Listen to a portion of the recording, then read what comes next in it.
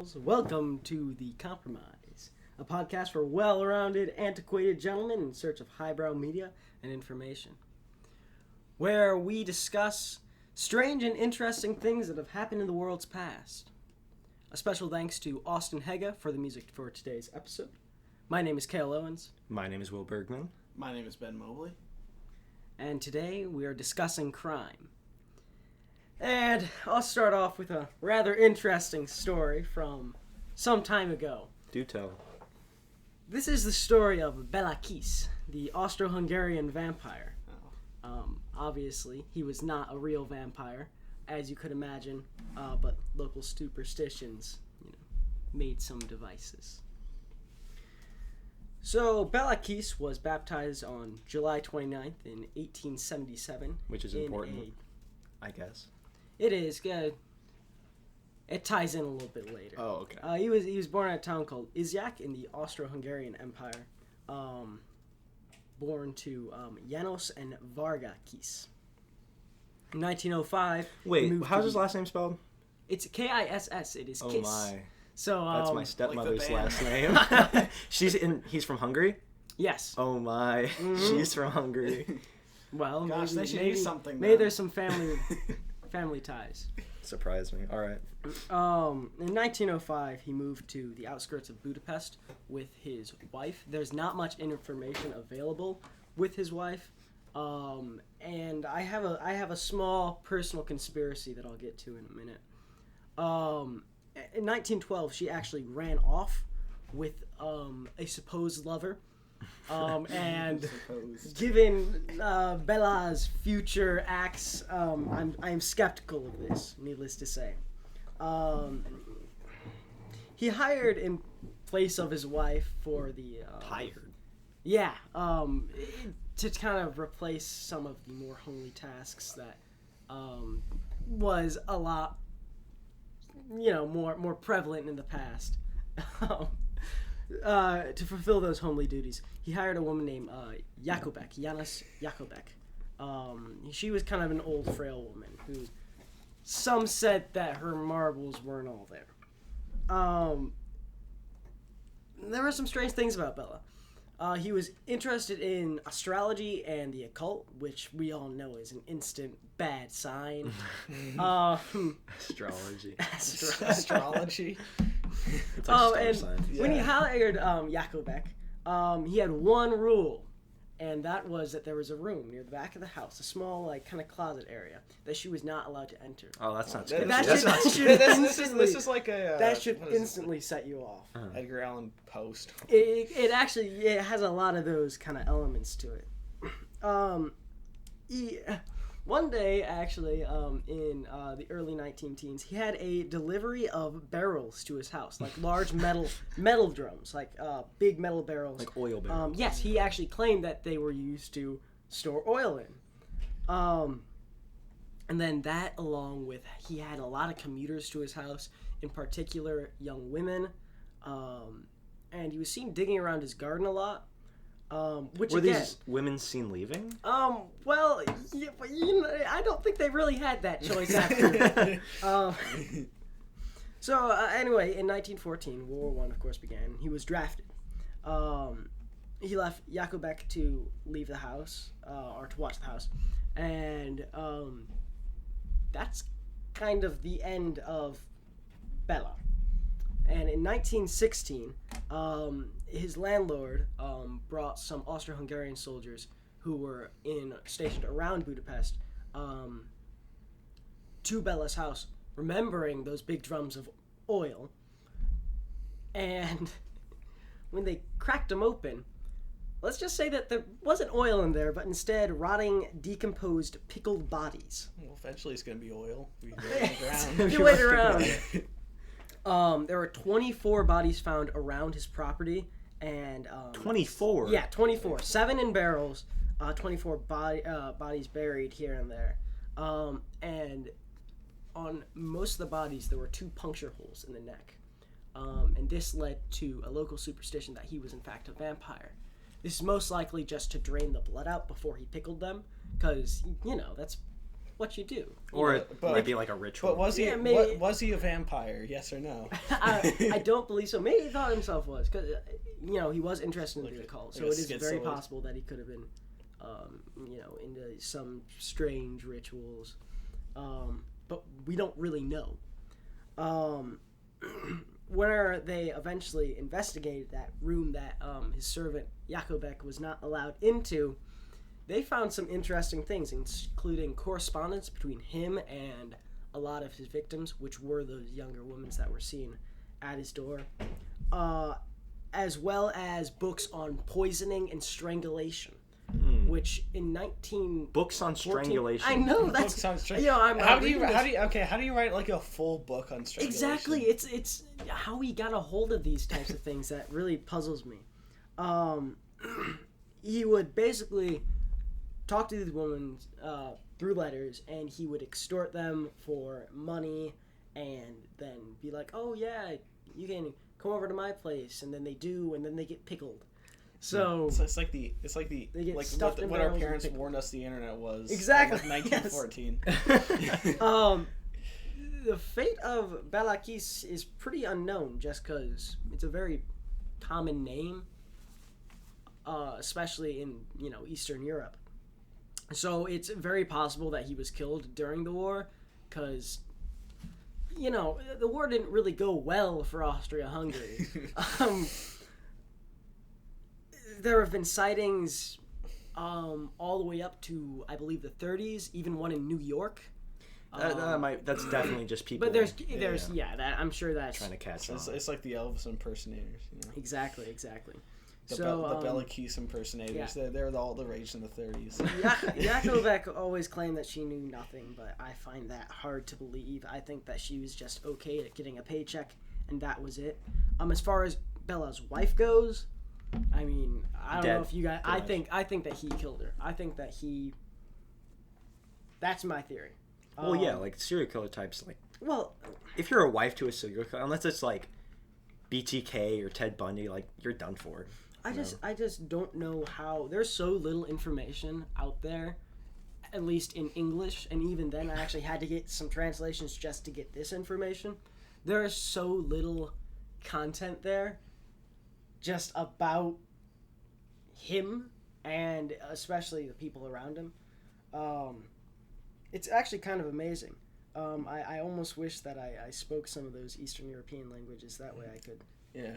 Kale, you know the barrels? You think like his first couple victims, like he Donkey Konged them in the head?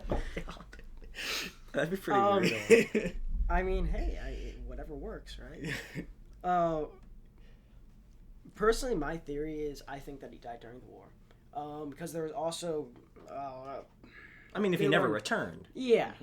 But that could have been also... I think that he may also have used the war to his advantage, because he knew that the game would be up pretty quick. So I think he may have used that to just have an escape. So maybe he went into the army, because there's big war going on. It's pretty easy to lose track of people. So maybe he went into the army as a chance to get a new life. So he goes into the army, comes out. New place, new home, start again. Exactly. And possibly, continue doing what he was doing. Do you think he had any, pickled any of the enemy soldiers? I don't know if he saw that much action, but there was the Russians. Apparently, there was a Balakis in a Russian prisoner of war camp. But that's such a common name. Exactly, and by the time that they were able to be like, hey, this could be a serial killer, he had already either moved on or was dead. Russian prison camps aren't. They're not the nicest places. Never have been. Can't even Never feed their own have been. citizens.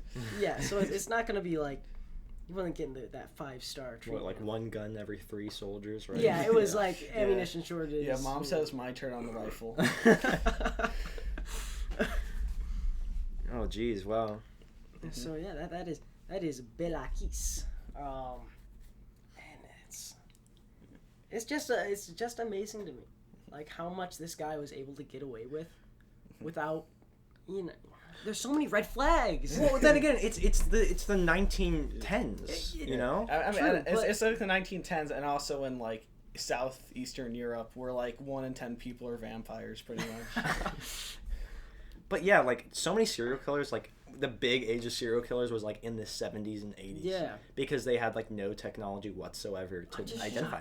I'm shocked he kept going with it. Like, you'd think that like someone would be able to figure out, like, you know, maybe a mother's like, oh, my daughter left, you know, for Budapest, and now she never came back. I mean, like, I feel like when you do, I think it's like when you do it once, like, you feel like since you've already gotten away with it, like, you can get away with it, like, a lot more. Yeah. If I can get away with it once, like, why can't I get away with it twice? Like, what's it gonna... I agree, but the fact that he was able to, 24.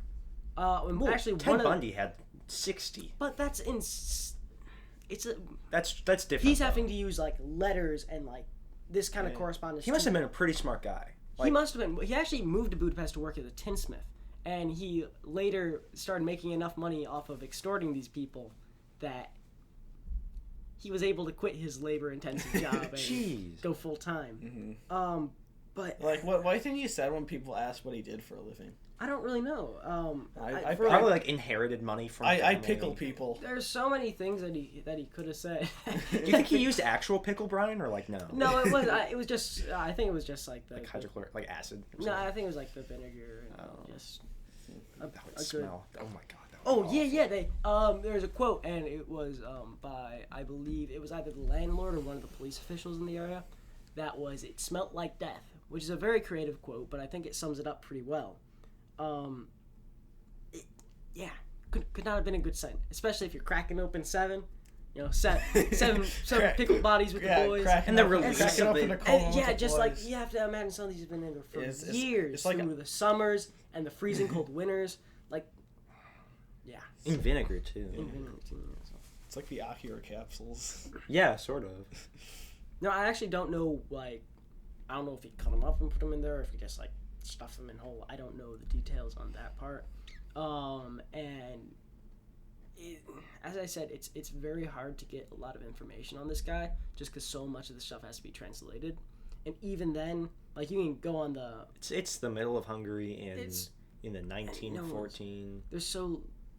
No one really recorded things as well as they did then. And even if they did, it's been so long that a lot of those documents would either be destroyed or nobody forgotten, cares. Or this dead guy's now. dead. Yeah. He's flat out dead. Born 1877, or rather baptized in 1877, which, at that time, that is interesting because it doesn't give you, because people can be baptized at like 40. Well, that's the thing. It's like they give you the baptismal papers; those were kept, but there weren't really birth records at that time. Yeah. Do you think he's still alive? He's like 130, he's still singing his rooms. Like, I got away with it. He's still just cracking his fingers together. They thought they could get rubbing his hands, crouched over. I got away with it. But then you also got to think about, like, you'd imagine that part of the world in the early 1900s that there wouldn't be so much literacy. So the fact that you could get multiple books in Europe on poison and strangulation, the fact that you could get your hands on those type of books, and then even in the United States, in the U.S. you couldn't. Well, even.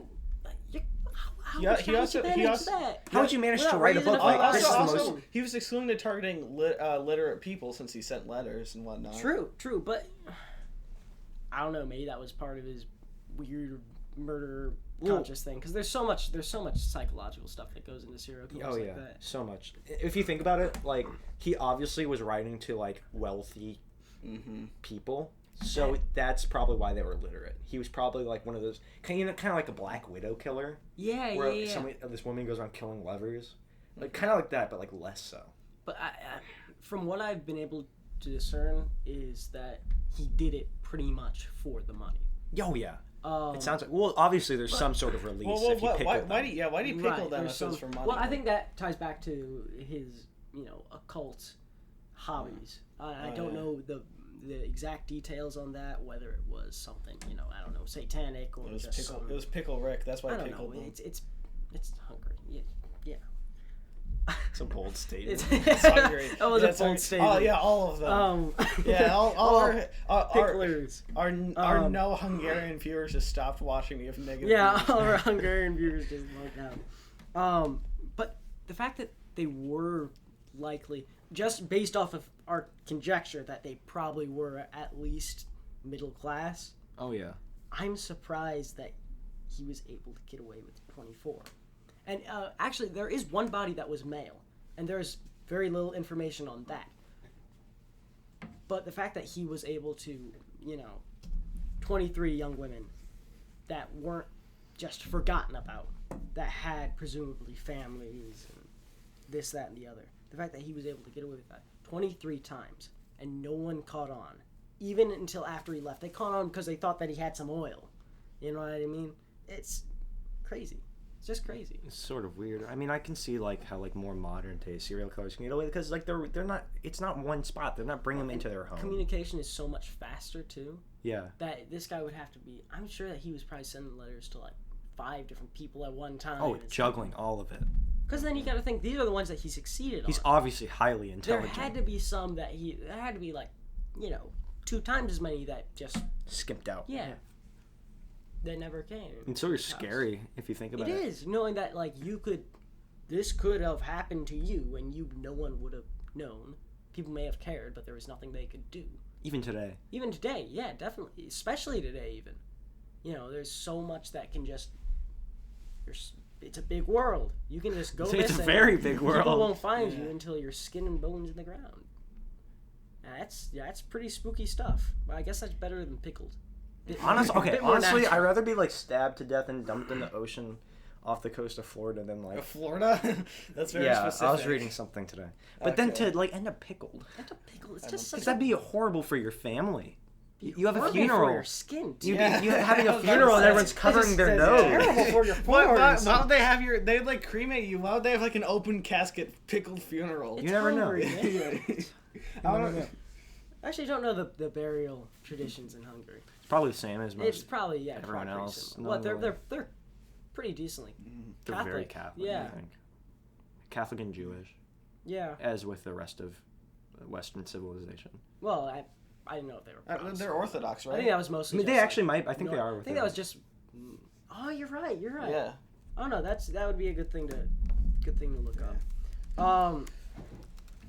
So yeah, that was Belakis. That was a nice story. Rather behooving of an enthusiast of the great Worcesters as yourself, Cam. Oh, what can I say? It's a big word. What can I say? The Reformed Church and Greek Catholic Christianity. I'll be so specific, none of but it. All right. Well, interesting. Do grace us with a little bit of knowledge of your own, Ben. All right. My segment's a bit different. I'm doing a music spotlight. And most of my friends know for the past year and a half now not several years. It's been like a year and a half. I've not shut up about Steely Dan. Daniel Steele. Dan of Steel, of course. Kind of a unexpected band for me, I guess. A little bit. I guess 70s jazz fusion really isn't marketed towards my generation, but here I am. You'd be sure. I've been a lot of Steely Dan fans already. So many. Really? Yeah. That's just like summer camps, Boy Scouts. Summer camps. Do you go to them and you're like, hey, do you like Steely Dan? Well, no. It's like in those icebreaker games. They're like, oh, what's your favorite music? Oh, Steely Dan. Steely Dan. Like what? Like a high nose, like, oh, I like Steely Dan. You guys are inferior to me. You guys like mumble. Would you consider it highbrow media? Yeah, it's highbrow media. Yeah. So anyways, I'm gonna be talking about not my favorite album, but their last album, Gaucho, which is honestly what I find the most peculiar. But first, I'm going to start with a little bit of background about the band. So Steely Dan was formed between 2 students at Bard College in New York State, Walter Becker and Donald Fagen. The band was formed in 1972, and their first official album came out in the same year.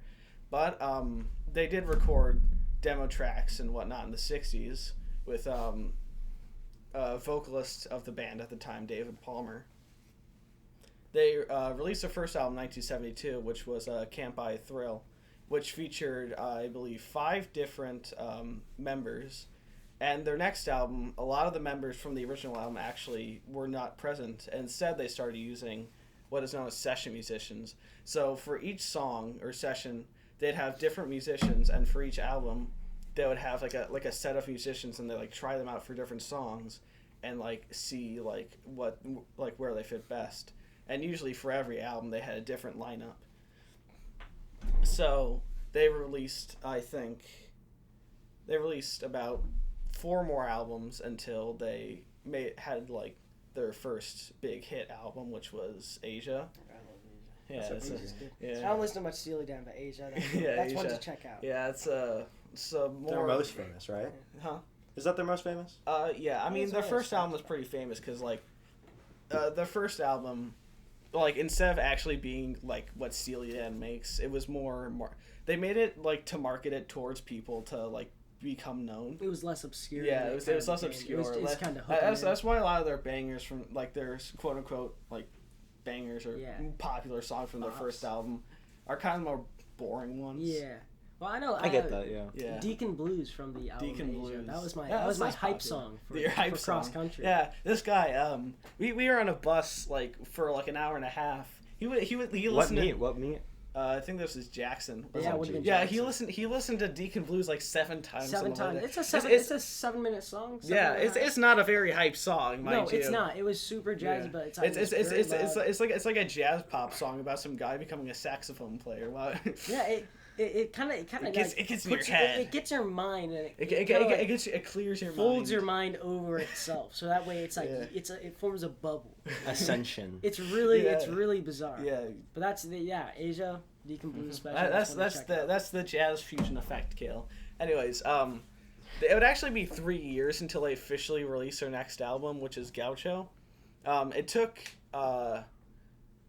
2 years to record and released in 1980. Actually, there's another year of stuff, and so also another development between the first album and Gaucho was one of the members, Walter Becker.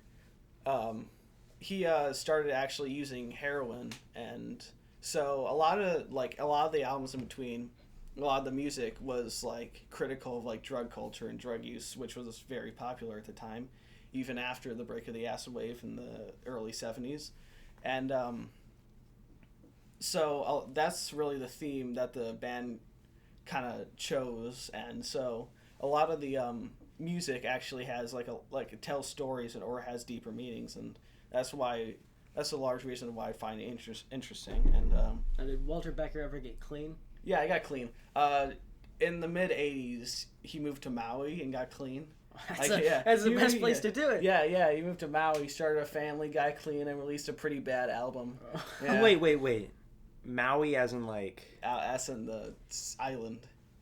Interesting. Yeah. I don't think I knew that, but it's a very heroin addict thing to do. I feel like Maui. Well, post heroin. I mean, I don't think that he since his entire music career up to that point was just his bandmate telling him through their music how bad heroin was for him. I don't think that he was very supportive of his addiction either. You'd have to imagine that while he was struggling with that and probably beating himself up over that kind of usage as well.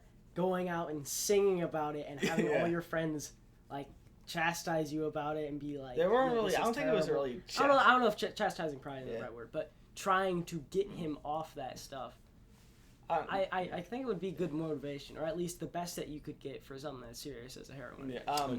Well, so Gaucho was because of all this stuff, it became Gaucho was kind of the breaking point of the band's tensions. So there's a lot of copyright issues that caused the band's breakup afterwards. So they got back together in the 90s, but for then they broke up. Are either of them still alive? Yeah, Donald Fagen's still alive. Is that the heroin addict? No, Walter Becker. Okay. Walter Becker died in 2017. It wasn't old age.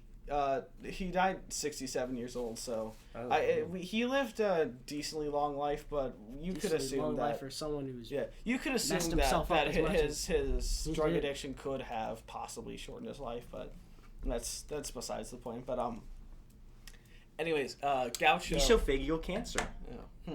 Yeah. Well, Gaucho is that was their final album of their main career. They released 2 albums afterwards, but that was in the 2000s. Shut up, Will.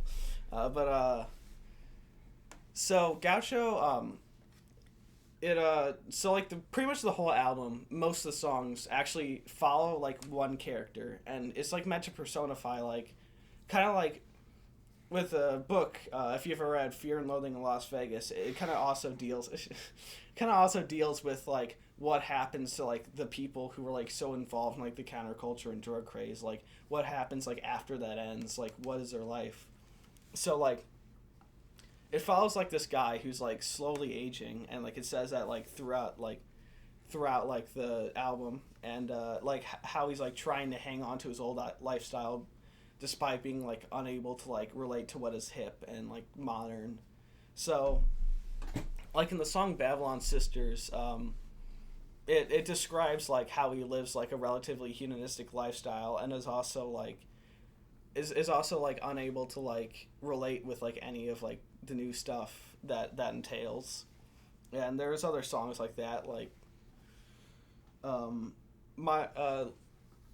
of the other songs do that, like Time Out of Mind, which is about like how like, I don't know, how like a 40-year-old experiences a drug trip, and kind of stuff like that. There's also some different songs, such as another interesting song from the album.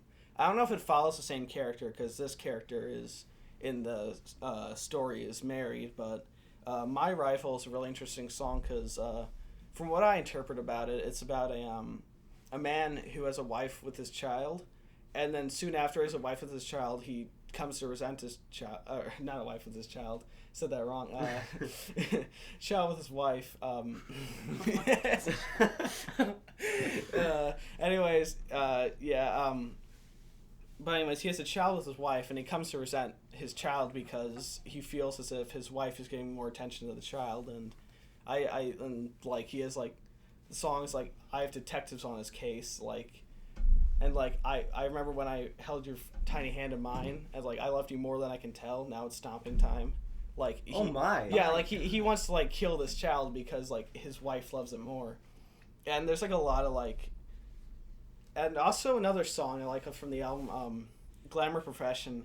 Pretty much what it is, you know, I'm the Walrus by the Beatles. Yeah, the Beatles. I don't even know what that means, but yeah. Speaking of not knowing what it means, the I'm the Walrus by the Beatles is nonsense. Glamour Profession, it's pretty much at face value. It's also pretty much nonsense. But the thing is, it does mean something. I think it's really like weird. It's like, also way better than the Beatles. Yeah. So like the Steely is better than the Beatles. Ezra, you hear that? Anyways, so yeah, so like it has like a bunch of like lyrics that like pretty much like sound like complete nonsense, but when like you analyze it like and actually have like you actually have to have context from like the late 70s to like understand like it's actually about like the drug trade, like high like quality drugs like cocaine in like Hollywood and like through the Caribbean, like in Florida. And so yeah, actually the album included a lot of popular session musicians. I believe Mark Knopfler and Michael McDonald were took part in creating the album, and many other.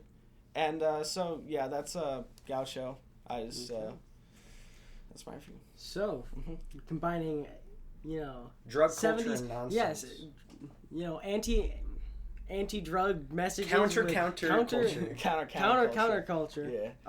of like counter culture. Those guys were weird. 70s fusion battles the, you know, drug boom of the late 1900s. Kind of a weird thing, but I guess with some messages that definitely still apply today. With some strange ones in there, like, you know, killing your child. Yeah, what, infanticide or? Yeah, something like that. Actually, there's a whole Wikipedia page about different types of homicide. So that's yeah, it gets a little that's a little bit NSFW there, but you know, definitely. Their words, not mine. Definitely their words, not mine. So if you're looking for something a little bit deeper, highbrow, a little bit higher brow. If you want to read your songs, I actually think that the whole the heroin addict in the band and them using the band to try and support one of their good friends. Really I think that's very Well, it's just very interesting because you hear a lot of stuff like that in that age of music where it's like they're all hooked on something and they're all like feeding off each other, and that just leads them deeper into that addiction. But I think this is kind of more of a story like where choke it's on like, their vomit or something. Yeah, well, it leads them down. I feel like this is a better road than most bands took. Yeah. You know, they were able to help get their friend off drugs, and they made some pretty good tunes while doing it. So make sure you check that out. Steely Dan. All right. Well, those messages of, drug trade and drug use, while they apply today, also apply to the past. Well, I'm going to be talking about the mob, but in particular, one defining event of the 1920s in the gangster era, the St. Valentine's Day Massacre. Basically, the St. Valentine's Day Massacre was a massacre that took place on Valentine's Day, very descriptive name. Imagine that. Where 7 members and associates of Chicago's North Side gang were gathered in a warehouse in Lincoln Park and shot to death. Park? Yeah, in Lincoln Park. Lincoln Park. Lincoln Park, Chicago, on 2122 North Glen Street. Now, the North Side gang is a predominantly Irish-American mob ran by George Bugs Moran, whose main nemesis was none other than Batman. Alphonse Scarface Al Capone, or Al Capone.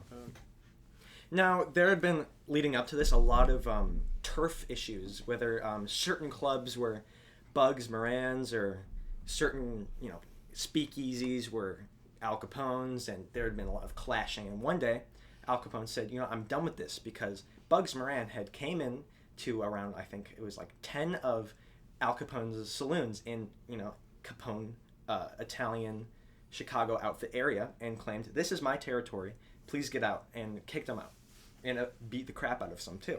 So Scarface Al had enough of this and sent 4 men to the warehouse on Dickens and Clark at Lincoln Park, Chicago at 10:30 a.m. 2 of the mobsters were dressed up in fake police uniforms carrying a submachine gun and a 50-round submachine gun, and the other 2 men in plainclothes were carrying shotguns. Did the police carry that, or was that a dead giveaway? The Tommy guns, actually, they did. Was it the same big drum magazine? Well, one of them was just, the standard clip, just the which is what the police would carry. magazine. Box magazine. And the other one was a 50-round drum. Right. So that was like the stereotypical I think gangster. the biggest giveaway is when they, that and when they shot everyone else. Yeah, that was a pretty big giveaway. Anyways, no one really knows who the perpetrators really were. They were saying there was part of the Purple Gang, which is a Jewish American mob, ran from Minnesota, or another gang that was I think it's the Rat Pack, which was a predominantly St. Louis based gang. Representing. I know, representing, and Egan's Rats is the name. Did we win? Kind of. So basically, depends what your view of winning is. I don't. It's a little. Street crime is kind of a lose-lose. Yeah. Basically, the whole point was to catch Crime is bugs not cool. at To catch this bugs? warehouse. Yeah. Like with a bug net? Sure. Catch him in his one of these dying operation warehouses and shoot him dead. He never showed up. There's several factors relating to this. One of them being he saw the fake police car after running late and was like, "Oh crap, I gotta leave," because he thought it was real. Another is there was a man who was dressed extremely similar to the way Bugs Moran usually dresses, and they could have mistaken him for the target. Anyways, the 4 men staged it as like a fake raid, where they come in and seize alcohol or seize illegal product. Right, in this because case, keep in mind dime. this is prohibition area where alcohol is illegal and the main focus of the mob. So they came in, got everyone against the wall and was like, what are you doing? Like, you're under arrest and all this. Now, the people against the wall were Peter Gusenberg, a frontline enforcer for the Moran organization. An enforcer is pretty much just like a face of the mob or a muscle person. Frank Gusenberg, the brother of Peter Gusenberg, and also another enforcer. Albert Kachelik, also known as James Clark, who was Moran's second in command. He was a big, highbrow, top mafia man. Well, Bugs Moran's gang isn't really remembered as much, but he was pretty highbrow. Well, it's very clear who won in this why. dispute. Yeah. Also, Adam Heyer, the bookkeeper and business manager of the Moran gang, Reinhard Schwimmer, an optician who had abandoned his practice to gamble on horse racing and associate with the gang. So he technically wasn't part of the gang. He associated with it. He gambled with them, used their speakeasies, all this stuff to support Got some it. of the benefits without fully committing himself. Yeah, while also kind of generously giving to the mob. Albert Weinshank, who was the manager of the dyeing and cleaning operations, whose resemblance to Moran was maybe one of the reasons they pulled the trigger too quickly, and John May, who was a mechanic for the Moran gang. So, they were all lined up against the wall. Even the mechanic? Even the mechanic. What did he do? I don't know. He was Irish. They were all lined up against the wall, which there are very famous pictures of all the dead men laying against the wall, and some say you can even buy bricks. Whether they're legitimate or not, we don't know. And basically, the policemen and plainclothesmen unload like full, like not even execution style, just sprayed them dead. They all fell to the floor, like some dying before they hit the floor, others writhing in agony as they went by with the shotguns, obliterating, like leaving the faces of John May and Albert Kuchelik in particular, all but obliterated, according to the Chicago coroner. Yeah, it was messy. People said they could smell the smell of dead bodies outside of the warehouse. Now, even though all of this violence went down, there were two technically survivors of the incident. Now, those survivors... No, survivors of the victims, not of the perpetrators. Survivors of the victims, sorry. And one technically isn't a survivor, but he still survived the main incident. One of the survivors was May's dog, Highball, who was taken to another room, which I think is a little kind, so the dog wouldn't have to witness the deaths of 7 men. Right. And the other survivor was Frank Gusenberg. Despite 14 bullet wounds, he was still conscious. Oh, God. They took him to the hospital, and he was dying. And they asked him, Frank, who did this?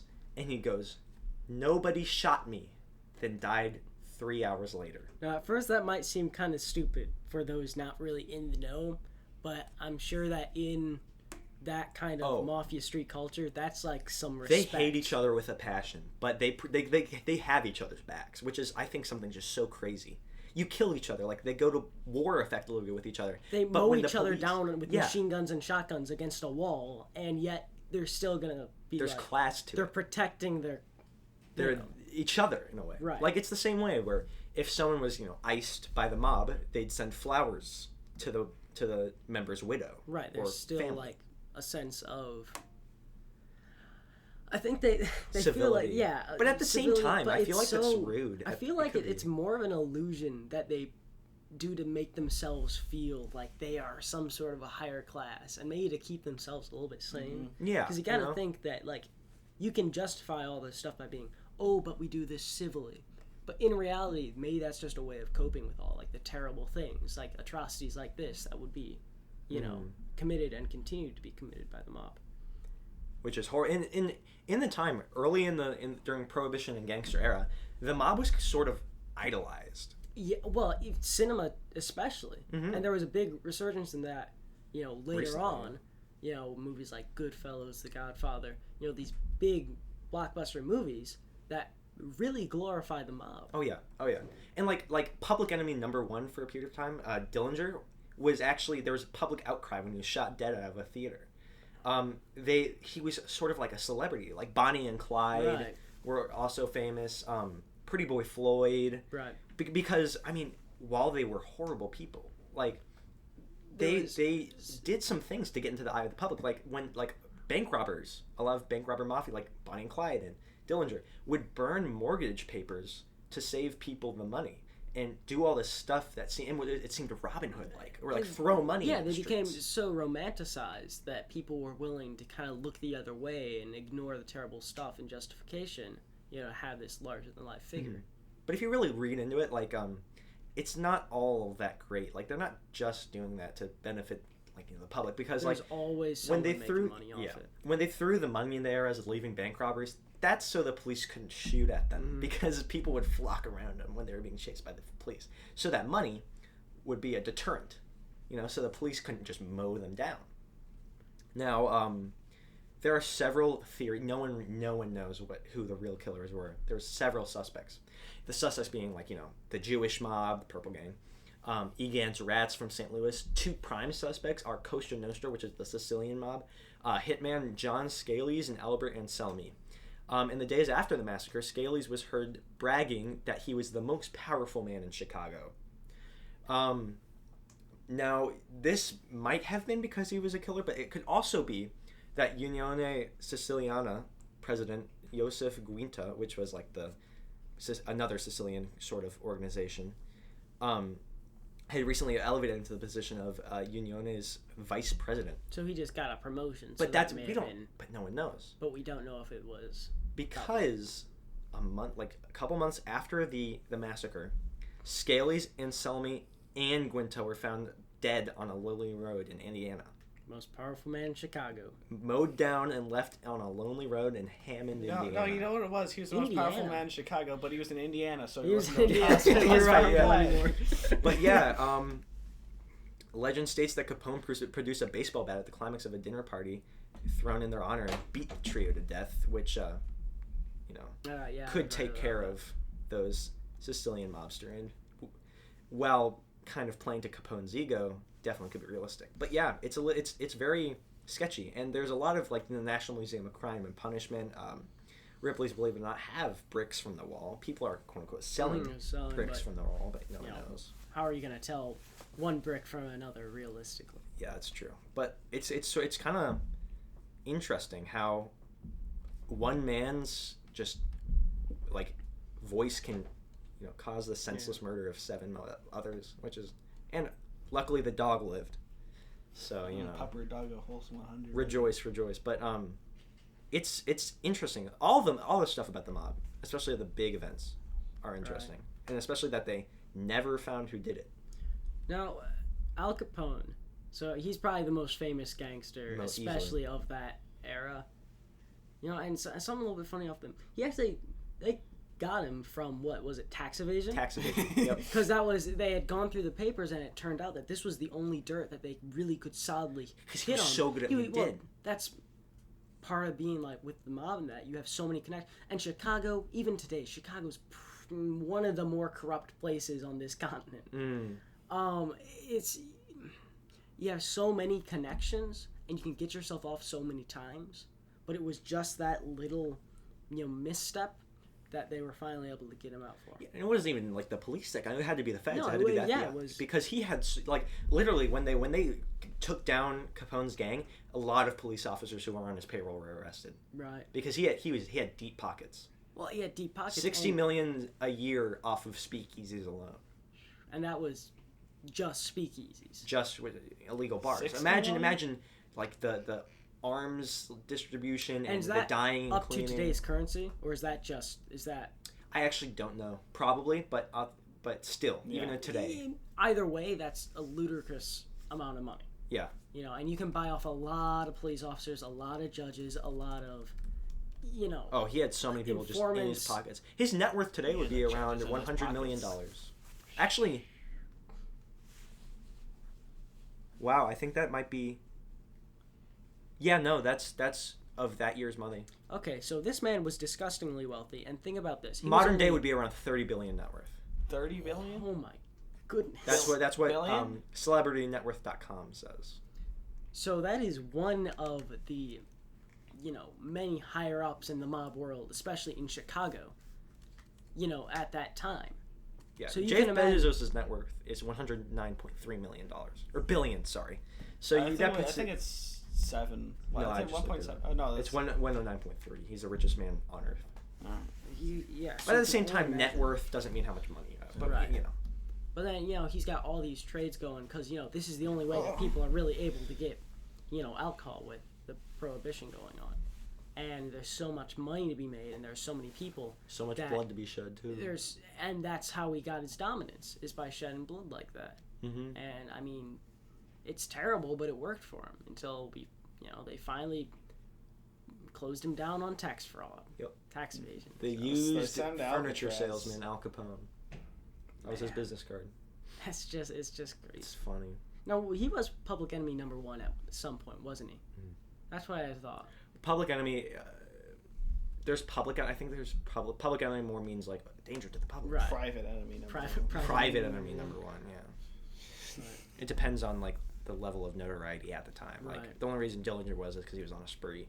Mm-hmm. But you know, that's it. That's it. I think that's it for today. Thank you That's for the turning business. in. Thank you for tuning in. Another call out to Mr. Austin Haga for You mean producing. Call out. We're calling you out. For producing some of the music for this episode. All of the music, in fact. And tune in next time to, the compromise and Highbrow information highbrow and media. information and media As always. for well-rounded, antiquated gentlemen. So, Thank you. Yeah, we'll see you on the flip side.